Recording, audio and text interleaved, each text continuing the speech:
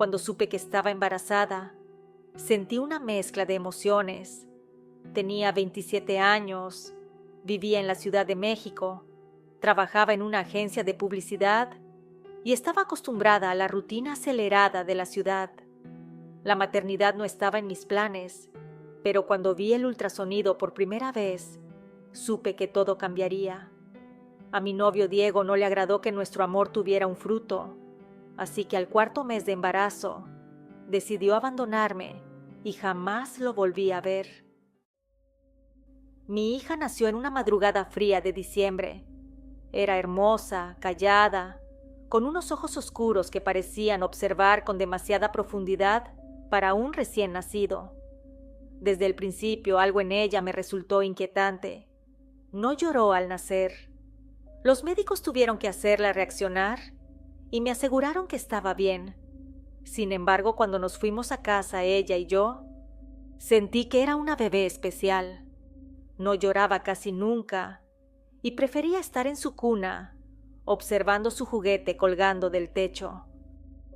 Los primeros años de su vida fueron inusuales. No reía, no hacía berrinches, ni mostraba ninguna emoción típica de los niños pequeños. Yo me sentí una madre afortunada. Pensaba que mi hija era muy inteligente, tal vez la próxima genio. Desgraciadamente estaba muy equivocada. A los 2 años, mi hija Patty todavía no hablaba. Ni siquiera había gateado cuando era bebé. Simplemente un día, al 1.5 años de nacida, se levantó del suelo y caminó, como si siempre hubiera sabido hacerlo. No hubo intentos, ni caídas, ni esos tambaleos torpes que suelen tener los niños pequeños. Solo se puso de pie y avanzó, con una seguridad extraña para su edad. En cuanto al habla, no decía muchas palabras, solo cosas básicas: mamá, agua, leche. Yo no me preocupé demasiado. Cada niño tiene su propio ritmo, pensé. Cuando cumplió 3 años y empezó el jardín de niños, noté que comenzó a hilar más frases. Pensaba que quizás la interacción con otros niños la estaba ayudando. Sin embargo, un día, al salir del jardín de niños, su maestra me pidió que me quedara un momento.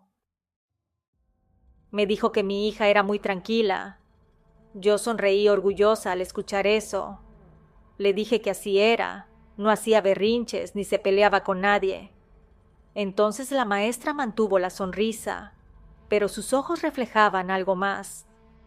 Me dijo que no quería preocuparme, pero que pensaba que debía llevar a Patty al médico, no porque era algo grave, sino que habían ciertos comportamientos en ella que quizás debería ver a un especialista. Yo le pregunté que qué tipos de comportamientos. La maestra me dijo que no mostraba muchas emociones, que no se asombraba ni se reía con facilidad, que no respondía de la manera en que otros niños lo hacían, y que además notaba que a la hora del descanso se iba a un rincón solita a desayunar, pero que daba la impresión de que jugaba o platicaba con alguien. Sin embargo, no había nadie ahí con ella. No supe qué responder. Hasta ese momento, siempre había creído que Patty simplemente era callada, reservada, pero ahora, viendo su comportamiento a través de los ojos de la maestra, algo dentro de mí comenzó a inquietarse. No perdí tiempo. En las siguientes semanas, llevé a Patty con un par de especialistas. El primer doctor la observó atentamente, mientras jugaba con unas piezas de madera y otros estudios, y me dijo que no veía señales de autismo, que su contacto visual era bueno, que seguía instrucciones y respondía a estímulos. No obstante, la llevé a otro especialista. Estaba intrigada en saber qué pasaba con mi hija. El segundo médico coincidió diciendo que Patty no mostraba síntomas de autismo, ni tampoco síndrome de Asperger, ni mutismo selectivo, ni retraso en el desarrollo. Pero lo que sí notó fue que era una niña extremadamente reservada. Yo le pregunté que qué podría hacer. El médico me recomendó que la involucrara en actividades donde pudiera interactuar más con otros niños, deportes, clases artísticas. algo que la hiciera conectar con su entorno. Cuando salí de aquella consulta, tomé su consejo en serio. Renuncié a mi trabajo en la agencia de publicidad. Fue una decisión difícil, pero no podía seguir con jornadas extenuantes mientras sentía que mi hija necesitaba más de mí. En lugar de eso, abrí mi propio despacho de publicidad desde casa. Al principio fue complicado, pero con el tiempo logré tener buenos clientes y estabilidad. Ahora podía llevar a Patty a natación, a clases de pintura, a parques donde pudiera jugar con otros niños. Me aseguré de que estuviera rodeada de estímulos, de risas, de movimiento, pero a pesar de todos mis esfuerzos, ella seguía siendo la misma. No es que no hablara o que se negara a jugar, pero siempre lo hacía con esa extraña calma, con esa mirada profunda, como si todo a su alrededor fuera irrelevante. Y fue entonces cuando comenzaron a pasar cosas escalofriantes. Cuando Patty cumplió 6 años y entró a la primaria, su comportamiento comenzó a volverse más extraño. Al principio lo atribuía a la emoción de su nueva escuela, a las nuevas interacciones con sus compañeros. Se veía contenta, y eso me hacía sentir tranquila. Pero con el paso de los días, noté algo inquietante. Cuando jugaba en su habitación por las tardes, murmuraba conversaciones en voz baja, como si estuviera hablando con alguien más. Al principio no le di demasiada importancia. Muchos niños tienen amigos imaginarios, pensé. Tal vez era una fase, una forma de procesar su entorno. Pero con el tiempo, aquellas conversaciones comenzaron a volverse más frecuentes. Ya no solo hablaba en sus juegos, sino que parecía sostener diálogos completos, con pausas, como si estuviera escuchando respuestas. A veces me quedaba en la sala, con la puerta de su habitación entreabierta, prestando atención a sus palabras. No siempre lograba entender lo que decía, pero había algo en su tono que me inquietaba. No era el típico juego infantil en el que un niño imita voces o inventa personajes. Era diferente. Era como si realmente estuviera interactuando con alguien. Una tarde, cuando la curiosidad y el miedo comenzaron a mezclarse dentro de mí, decidí observarla en silencio. Me asomé con cuidado y la vi sentada en la alfombra, con las piernas cruzadas mirando fijamente hacia un rincón vacío de su habitación. No tenía muñecas en las manos, ni juguetes a su alrededor. Solo estaba ahí, con la mirada fija, y de vez en cuando inclinaba la cabeza, como si estuviera escuchando algo. Decidí no quedarme con la duda. Entré de golpe en la habitación, sintiendo un escalofrío recorrerme. Patty dio un brinco y giró la cabeza hacia mí con una expresión de sorpresa, como si no esperara que la interrumpiera. Con el corazón latiéndome fuerte, le pregunté con quién estaba hablando. Ella bajó la mirada y negó con la cabeza, como si quisiera evitar la conversación. Algo en su gesto me inquietó más de lo que quería admitir. Me arrodillé junto a ella tratando de mantener la calma, y le dije que confiara en mí, que no tenía que esconderme nada. Patty se quedó en silencio unos segundos. Su pequeña boca tembló un poco antes de susurrar que no podía decírmelo. Dijo que su amigo le había advertido que si me lo contaba, yo podría asustarme, y entonces le prohibiría su amistad. El aire en la habitación pareció volverse más frío. No supe qué responderle de inmediato. Me incorporé lentamente, tratando de no demostrar la angustia que empezaba a formarse en mi pecho. Le dije que se despidiera de su amigo y viniera a la cocina conmigo para preparar la cena juntas. Ella se levantó, me tomó de la mano y salimos de su habitación. Yo inmediatamente al salir cerré la puerta, como si con eso pudiera contener lo que estaba platicando con mi hija. Esa noche, mientras ella dormía, no pude pegar los ojos. Me quedé sentada en la sala, con la luz tenue encendida, repasando una y otra vez lo que me había dicho. No quería pensar en lo peor, pero algo en mi interior me decía que aquello no era un simple juego de niños. A raíz de eso, empecé a notar más cosas extrañas, pequeños detalles que al principio pasaban desapercibidos, pero que juntos formaban un patrón inquietante. Juguetes que aparecían fuera de su lugar, a pesar de que yo los había recogido antes de acostarme. Susurros en la madrugada, como si alguien hablara en voz baja justo al otro lado de la puerta. Otras veces despertaba con la sensación de que alguien estaba parado junto a mi cama, observándome desde la oscuridad. No quería creerlo, pero era imposible ignorarlo. Algo estaba en la casa con nosotras. Algo que había encontrado la manera de acercarse a mi hija. Y lo peor es que Patty parecía aceptarlo sin miedo. Los años pasaron y terminé por aceptar el hecho de que mi hija tenía un amigo imaginario. Al principio me costaba ignorar lo extraño que era, pero como Patty nunca mostró miedo ni ningún comportamiento preocupante, decidí dejarlo pasar. Tal vez era una forma de lidiar con su timidez, me decía a mí misma. Si tener aquel amigo la hacía sentir acompañada, no tenía por qué preocuparme, pensaba ingenuamente. Fue hasta que cumplió 12 años cuando volví a tocar el tema. Creí que a esa edad ya habría dejado atrás ese juego infantil. Una tarde, mientras estábamos sentadas en la sala, le mencioné con naturalidad que ya estaba grande para seguir teniendo amigos imaginarios. No esperaba más que una risa vergonzosa de su parte, o quizás una simple negación, pero en su lugar, Patty me miró con seriedad y me dijo algo que me dejó helada. No es imaginario. Él está aquí conmigo todo el tiempo. Algo en su tono, en su mirada, me hizo sentir incómoda. Decidí que tenía que demostrarle que estaba equivocada. Con una sonrisa forzada, llevé ambas manos a mi espalda y le propuse un juego.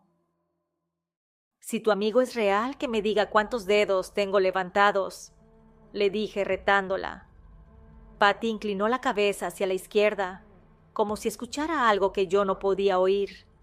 Su rostro permaneció inexpresivo mientras decía un número, que me hizo sentir que la sangre se me helaba en las venas. 7. La garganta se me secó. Efectivamente eran 7 dedos. Mi piel se erizó y mi mente se negó a aceptar lo que acababa de pasar. Así que buscando probar que todo era un truco de su imaginación, se me ocurrió otra prueba. Sin decir nada me levanté de la sala y fui a la cocina. Tomé una hoja de papel y un lápiz. No dibujé cualquier cosa, sino un cubo. No un cuadrado, un cubo. Una figura más compleja, difícil de adivinar por pura casualidad. Cuando terminé, giré a verla con la hoja doblada y escondiéndola detrás. Le pedí que le preguntara a su amigo qué había dibujado. Patty, sin dudarlo, inclinó la cabeza de nuevo. Permaneció en silencio unos segundos, escuchando. Luego me miró y dijo con total seguridad: un cubo. En ese momento se me cayó la hoja de las manos. Mi corazón latía con fuerza en el pecho mientras observaba a mi hija, que seguía mirándome con la misma calma de siempre. Ese día había comprobado que el amigo de Patty no era fruto de su imaginación. Algo estaba con ella. Le pregunté que desde cuándo veía a ese amigo. Su respuesta me dejó aún más helada. Dijo que lo veía desde siempre, que nunca la había dejado sola, pero que a veces le daba miedo porque le decía cosas horribles. Por eso prefería estar callada. Quise saber más, aunque temía sus respuestas. Entonces le pedí que me describiera lo que veía. Su rostro se tornó serio, como si estuviera recordando cada detalle. Dijo que era un hombre muy alto, de ojos completamente negros, que no movía la boca al hablar, pero su voz retumbaba en su cabeza, grave y ronca. Siempre estaba con ella, nunca la dejaba sola. Titubeando le pregunté que si sabía por qué estaba ahí con ella. Su respuesta me dejó sin aire. Dijo que había sido enviado para cuidarla, que todo formaba parte de algo que debía cumplirse cuando ella creciera, que alguien había hecho una promesa. Le pregunté si sabía quién había hecho la promesa. Entonces, sin ninguna expresión de duda, Patty pronunció un nombre que hizo que mi piel se erizara por completo. Me dijo que Diego. Yo le pregunté que a qué Diego se refería. Ella dijo con toda naturalidad que Diego, su padre. Era imposible que supiera su nombre. Jamás le hablé de él. Nunca mencioné su existencia. Él no estuvo en su vida, no lo conoció, no tuvo manera de saberlo. Y aún así, lo nombró con toda seguridad. Comencé a sentirme mareada, como si todo a mi alrededor se desvaneciera poco a poco. Me desplomé en el sillón de la sala, intentando recuperar el aliento. Patty se acercó a mí y con su voz tranquila me dijo que no me preocupara, que su amigo le había dicho que si se resistía, le dolería, pero si cooperaba, todo se sentiría natural. No sabía a qué se refería con eso, pero el pavor incrementó de inmediato. No podía dejar que esa entidad tuviera poder sobre ella. Entonces, sin pensarlo, la abracé con fuerza, como si mi amor pudiera protegerla de todo. Le aseguré que no se preocupara, que iba a ayudarla, que encontraríamos una forma de liberarla de ese ser extraño que la acechaba. Al día siguiente, mientras ella se iba a la escuela, llamé a mi madre pidiéndole ayuda. Mi voz temblaba, y aunque trataba de mantener la calma, sabía que ya no podía hacerlo sola. Mi madre, sorprendida, me escuchó en silencio, antes de decirme que conocía a una persona que podía ayudarnos. Era una amiga suya, alguien que conocía a una curandera y vidente. Mi madre consiguió el contacto, y al tercer día, fuimos a ver a la curandera. Patty no fue a la escuela. Le dije que íbamos a ver a una amiga. No quise decirle nada más, no quería asustarla, pero durante el trayecto en el coche, mi hija me sorprendió con sus palabras. Me dijo que su amigo le había dicho que doña Mariana no podría ayudarla, que el pacto ya estaba hecho y que por más que quisiéramos quitarle ese ser, Diego la había ofrecido, que él había recibido lo que pidió y que ahora debía pagar la deuda con su sangre. No supe qué decir. Lo único que pude hacer fue guardar silencio y seguir adelante. Tenía que hacer todo lo que estuviera a mi alcance para salvarla, aunque no entendiera todo lo que estaba pasando. Cuando llegamos a la casa de la curandera, Patty se mostró más tensa. Entramos a la casa y nos dirigimos a un cuarto, donde la curandera había preparado un altar. Todo estaba impregnado de incienso, velas y objetos religiosos. Fue en ese momento cuando, al ver el lugar, que Patty rompió en llanto. Su rostro se transformó de angustia y me dijo que no se sentía bien, que quería irse a casa. Mi corazón se rompió al ver a mi hija tan desesperada. La curandera, con una calma sorprendente, le aseguró que no le pasaría nada, que solo quería hablar con ella. Entonces doña Mariana le pidió que se sentara en el suelo, y Patty lo hizo, aunque sus lágrimas no cesaban. La curandera comenzó a rodearla con alcohol, creando un círculo protector a su alrededor. Con una voz profunda, comenzó a orar a Dios, pidiendo protección y revelación. Mientras lo hacía, la atmósfera en la habitación se volvió tétrica. Las velas chisporroteaban como si le echaran agua, y se sintió un frío inusual. El miedo en Patty era palpable, y yo no sabía si lo que estábamos haciendo la ayudaría o la sumergiría más en esa pesadilla. Pero ya no había marcha atrás. La oración de la curandera se intensificó, y en ese momento sentí como si una presencia invisible nos observara. Fue entonces cuando la curandera pronunció unas palabras que me helaron la sangre. Dijo que Diego había hecho un pacto con una entidad oscura, la cual mandó a un ser de bajo astral a acechar a mi hija, que Diego había vendido su alma por dinero. Sin embargo, ofreció también la vida de Patty, para poder tener más tiempo del que le podían otorgar. Yo honestamente me puse a llorar y mi hija gritaba como si le doliera. Decía que su amigo estaba diciéndole cosas horribles y que tenía mucho miedo. Entonces la curandera me miró y me dijo que podía ayudar, que podría salvarla, que ella podría revocar el pacto, anular el acuerdo hecho por Diego, pero para eso tendría que hacer un sacrificio. Y no era un sacrificio cualquiera. La oscuridad nunca se retira sin reclamar algo a cambio. Yo le dije que lo que quisiera lo haría, con tal de que mi hija estuviera sana y salva. Me dijo que tendría que pedir que todo el mal, todo el pacto, se regresara a Diego sin importar las consecuencias, sin importar que tuviera esposa, familia o seres amados, porque cuando se regresa un trabajo de esa magnitud, muchos saldrían lastimados. Yo le dije que sí, que le regresara el daño a Diego sin importar nada, mientras cure a Patty, que haga lo necesario. Doña Mariana empezó a invocar y a orar, y dijo que esa noche terminaría de hacer el trabajo de retorno, y entonces sucedió algo que nunca olvidaré. La luz del cuarto se apagó de repente, y las sombras parecieron cobrar vida, alzándose como figuras oscuras que nos rodeaban.